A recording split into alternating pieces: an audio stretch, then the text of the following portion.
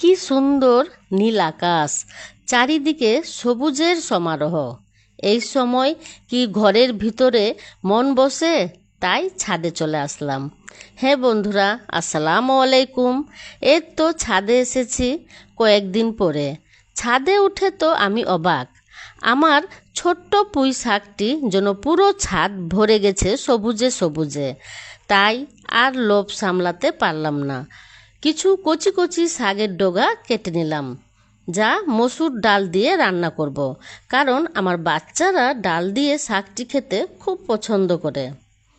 আকাশে ভেসে বেড়ানো মেঘ, চারপাশে সবুজ গাছপালা আর হালকা বাতাসে পাতার দোল যেন মনকে শান্ত করে দিল। সেই সাথে আরও তুলে নিলাম ছাদের আরেক পাশে লাগানো আমার প্রিয় পুদিনা পাতা।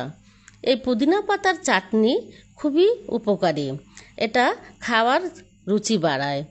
প্রকৃতির সাথে এই মুহূর্তগুলো সত্যি অন্যরকম অনুভূতি। প্রতিদিনের ক্লান্তি আর ব্যস্ততার মাঝেই এনে দেয় অদ্ভুত এক প্রশান্তি। আল্লাহ হাফেজ।